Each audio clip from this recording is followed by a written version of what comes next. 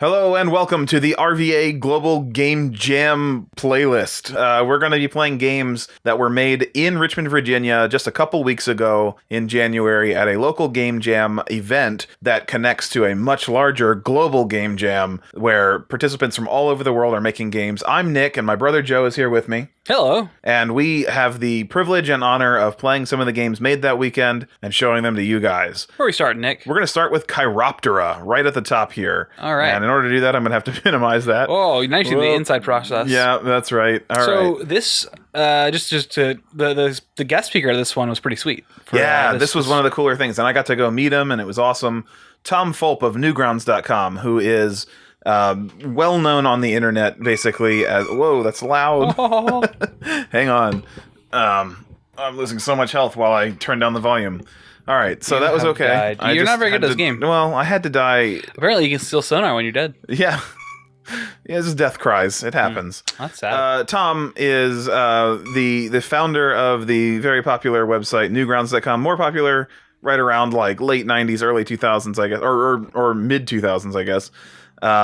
But a huge impact on me, I guess, growing up as far as like some of the games that they hosted there were weirdly like relevant to the kind of counterculture that I don't know that I was never punk, I was never alternative kid, but I was an introvert kid, and you have a lot of stuff that you're processing internally that it's hard to express, and something like that, a website there, you had people expressing things that weren't popular or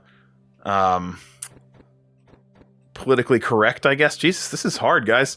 Anyways, so getting to meet him was a huge honor, and that was very cool. We should talk about this game, though, while we're playing it. This is Chiroptera. It was made by our buddy Dylan Ilvento of Ward Games, as well as a few other folks here, Arkhound, Emily W., and Pre-Impression. You are a bat. The theme of this year's game jam was W.A.V.E. And so clearly they've gone with sound wave, and you're using sonar to see the map to help you navigate. It looks like things... Can you eat that? I definitely want that bug. But you don't need it right now. But I've got to make progress, right?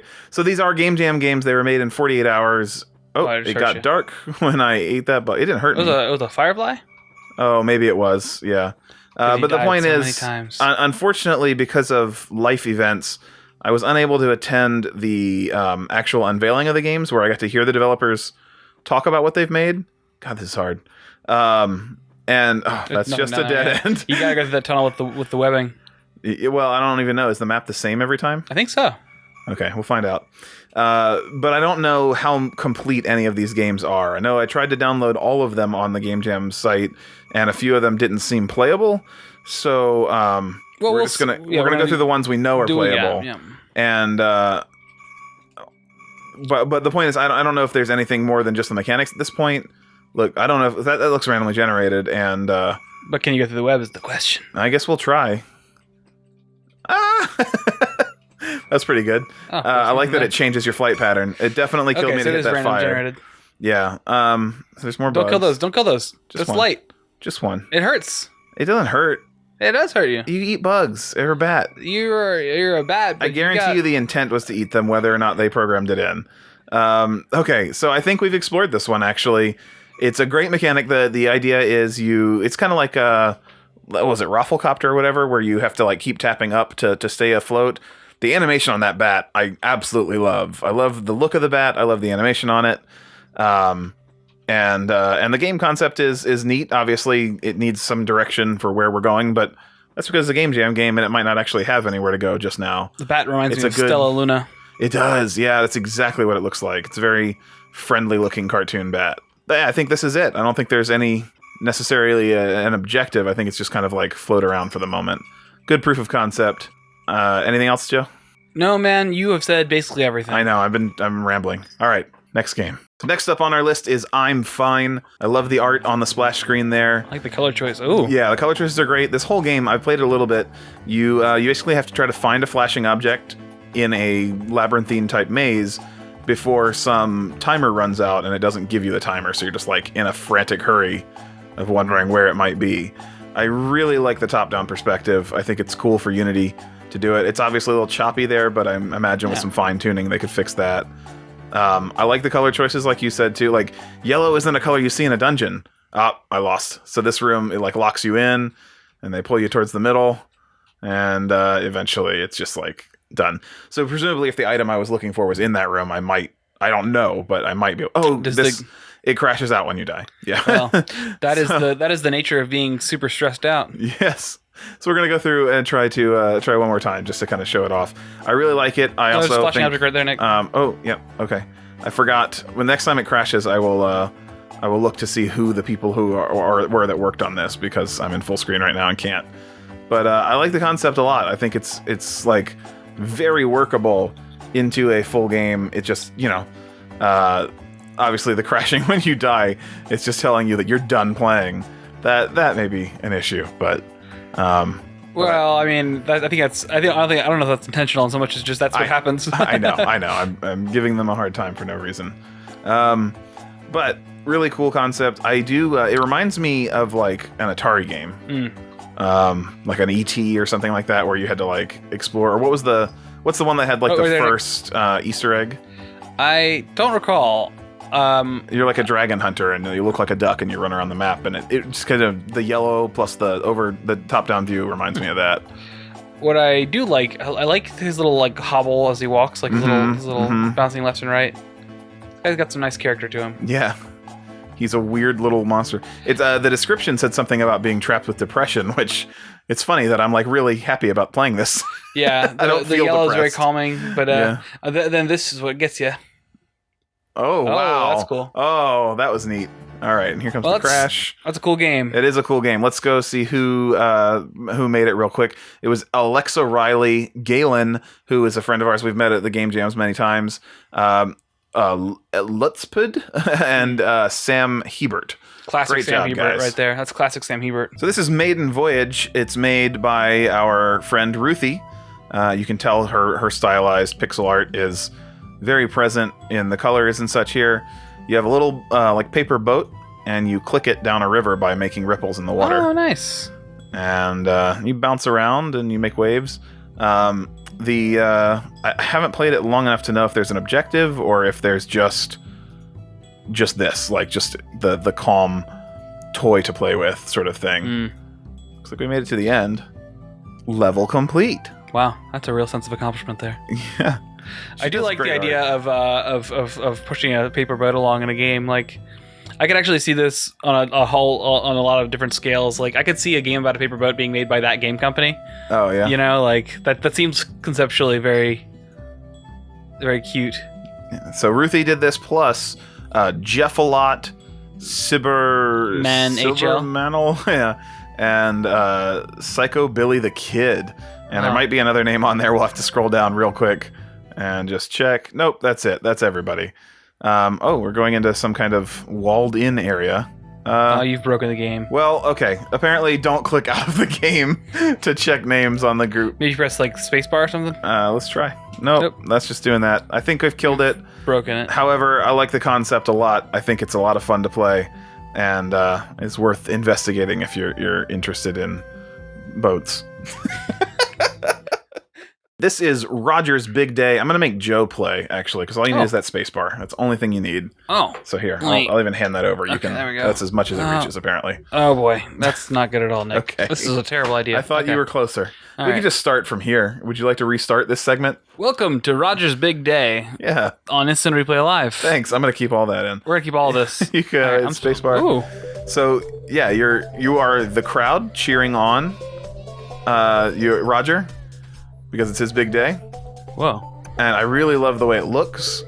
You have to hit the red zone on your green people, because you're trying to catch the wave. Oh. But the more you wait to try to wait it out, the more intense it gets. That's actually not bad. I don't know. Roger looks a little upset about it. You got 164 feet. That's so really the more you cheer him on, the better he does. Do I need to keep on hitting the wave over and over again? Hit the wave over and over again while the red is on it. So if you hit it while it's off, you get like, it counts against you. You're doing pretty good. All right. Let's see where we get here. 476 nice. feet. Yeah, Man. That's not bad. Roger still looks upset, though. I don't know if Roger ever doesn't look upset, but I really like the concept of this. I like that it was, like, it took me the first time I played it a couple of hits where I was like, why are they booing? Why are they cheering? I couldn't figure it out. I thought I was going to be Roger for sure. I didn't realize I was going to be controlling the crowd. But after that first couple of taps, it instantly comes together. You totally realize what you're doing, and you can kind of follow. The patterns are erratic. They go back and forth. They get more intense. Like, just hit it on the first one, on this next one, and then wait it out for a second. And just look at how ridiculous it gets. Wow. It's just like, you can't just, like, Whoa. game it. Yeah, the red, like, really spread out the whole entire thing there. For a moment, and then it's back to a tight spot, and then it disappears. Do I have to actually, like, do it over? Like, you have to hit it while it's red.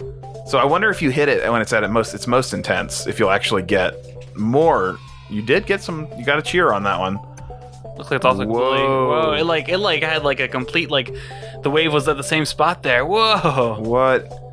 All right, we might have broken it by experimenting, but that's okay. I love the concept. It's gonna pop on the same sides? It's just gonna fade in, fade out. I could hit it again. Oh, well, but that kind of resets your progress. I'll bet you the best way. I wonder, but I bet the best way is to follow that pattern all the way through. Like, let it fade in, fade out, and you could probably, like, knock a home run.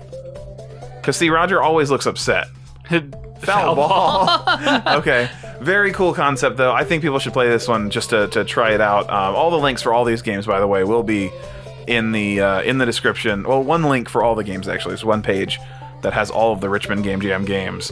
And I think this has a lot of merit for a good, like, I could play this on my phone.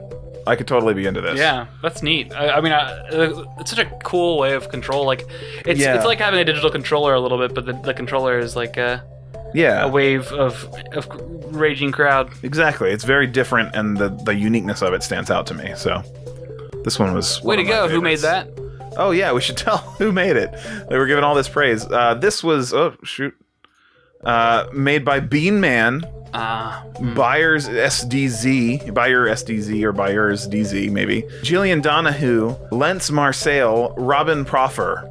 And if you're any of those people, great job. I don't know any of you, but you did an awesome work there. I guess those are the right words I meant to say.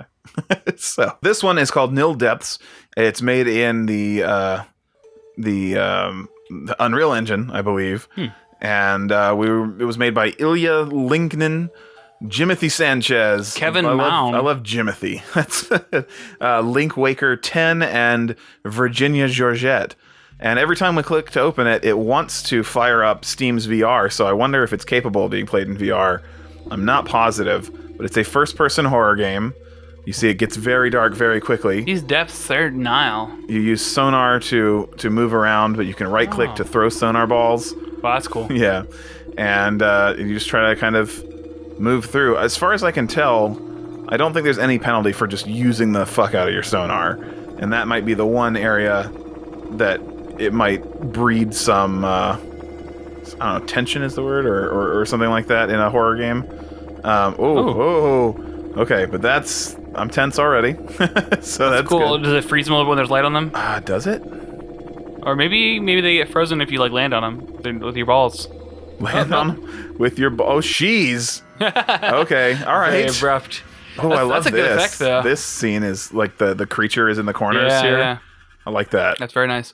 The footprints and the movement, that's very... I think it froze. Very, what's the word? Amnesia? Dark Descent? Yeah, oh yeah. Well, that was in, like, water. This is a little different because you're, like, hearing the sound of it and seeing a visual representation of sound.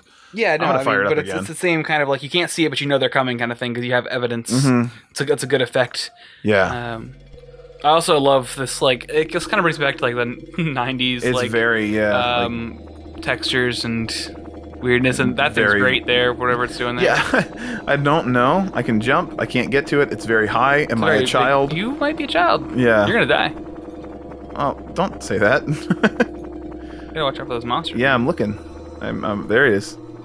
All right. How do you stop him? Does he follow... Does he follow my sound? Like, am I supposed to freeze? I don't know. That's interesting. I'm very curious. Don't freeze. It crashes, it looks like, every time. Just, like, freezes up. One more time. I'm into this. Need to know. Do these monsters have some sort of freezing? It's actually... You know what's weird? There's something about a game like this where the creature is very low, like res, low texture or whatever, no animation. It just kind of like comes at you. Somehow that's scarier than a lot of like really detailed monsters. Yeah. I know that's like, it's so fucking hipster of me to say, but this is more intense than a lot of horror games I've played. All right, I'm stopping. Look, I think it's when I move. Maybe. Also, am I just getting a freeze? Oh, it's changing. It's changing. There's two of them. Yeah. Is it two, or am I getting a freeze of like the last time I sonar'd it while it was there? Like I'm getting like a ghost of it. I don't know. Try keeping an eye on it as you go down. Like keep looking at its direction. This is very stressful. Oh, shit. All right. I love the concept. I have no idea what we're supposed to do to beat it, but I might play that one a little bit more later because that's pretty great. Nile Depth. Okay, we are coming up on our last couple of games here. This is W.A.V.E, W-A-V-E, made by our buddy Eric Schmiel and his brother, Jonathan Schmiel. And you are a retired basketball player who takes like a desk job, I guess. It's also a VR game. Whoa. And so we are playing it with mouse, and that is the only way. You don't use your keyboard to move around. You have to actually click to move. There's a button floating into existence. You click to move, but also to launch balls. So if you want to launch balls, you move a little bit by accident, which is a little bit weird combining those controls. As near as I can tell, this game entirely focuses on this. Throwing basketballs at a red button and getting a score. What's the other button that was floating down? That is the button that floated down. Oh, was it? Okay. Yeah, it came down. Eventually, when you've thrown enough basketballs at this red button, new goal, 25 clicks per minute, current 5. You can, but if the balls will bounce off of each other. So you have to like kind of pace it, but 25 in a minute is not difficult to get. I mean, that cat is really... He's the boss, man. Boss cat tells you what to do. Current 28. You're doing pretty good. Yeah. So I do like that you seemingly can endlessly spawn these, and they all persist.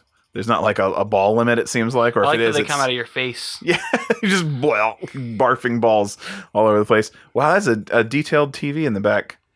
Not hooked up to anything. This is a terrifying world. It is. Like, if this is your future, you're a pro basketball player and you retire to this.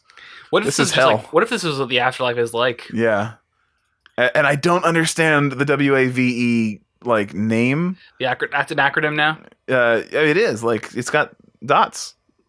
But only the Schmiels know what that acronym means. Yeah, we need to get some insight from the Schmiels. I should have interviewed before we did this episode. I don't know what to do more than this. Like, I think this is the whole game. I think. But I have this thought that maybe there is some deep underlying, like, secret extra story that I'm not getting. I'm pretty impressed overall. Yeah, I mean, so the cool thing about this is Jonathan did the coding. Eric did the concept. Jonathan has never coded VR before, and he has very limited experience with coding in general. So this was just basically an attempt to, like, can I do a VR game? Was this Unity? What is this? It is Unity. Yep. Okay. Yep. Created in Unity, and it's using the web Unity to play it. But yeah, so if you have like a Google Cardboard, you can play this, or I guess technically a Vive, and get fully immersed in a basketball barfing experience. Does anything more need to be said about anything? That's the end of life. Mm-hmm. One more game. And on to our last game of this Global Game Jam 2017 RVA Entries series. We are playing Wacky Waivers. I'm getting a very 90s vibe here. I love the art style here. It's made, obviously, by all of these people, so that's great. Full Moron, which is Momin Khan of... a local game company that we've dealt with a couple times before. We've also got AJ Lafredo and UV War working together on this one. You only have one life, bro. Surf like it's your last time. That's true. So using arrows and spacebar, you can select your guy here. Multi-character select is a genius idea, especially because these characters are all like ridiculous and fun. Yeah. I'm very fond of the hula dancer, and she's like on a little platform too, like she's one of the like car hula dancers. Yeah, exactly. Yeah. I'm gonna go with this cat because I enjoy seeing enough of the screen. I think you get to choose your location to surf in, which is like. I'm curious as to what difference it makes. I don't know. Let's go to Russia. So there's definitely different obstacles because I've played a couple of others.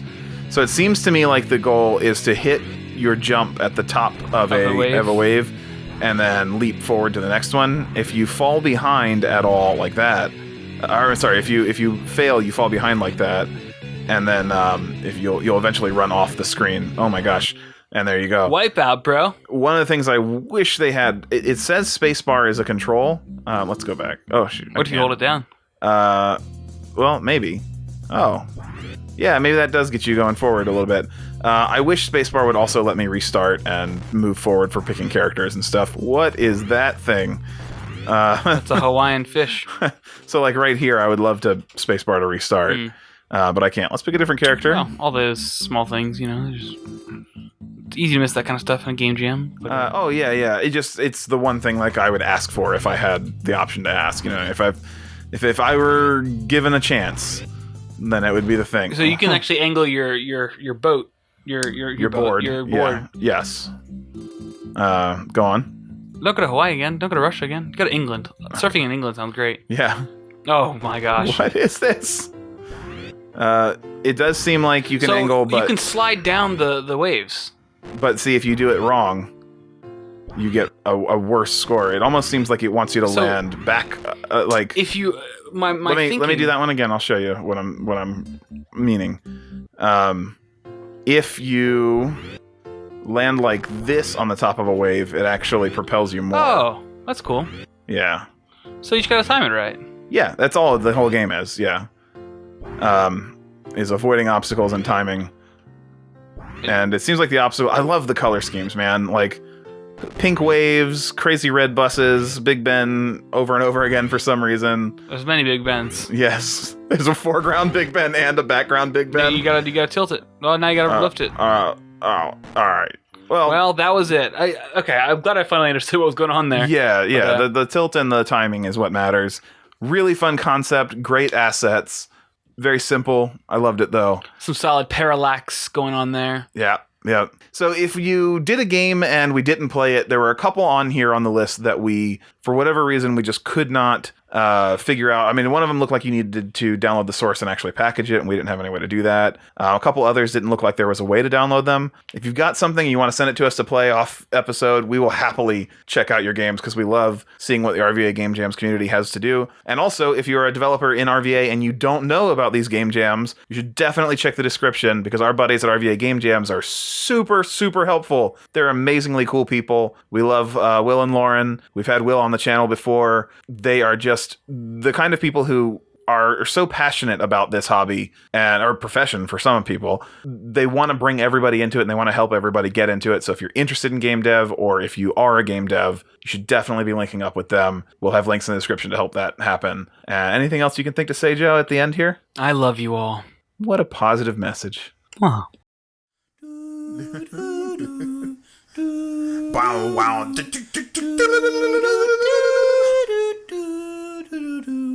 Really kick it. Yo, plans, free stroke, Sonic Golf. Sonic Golf.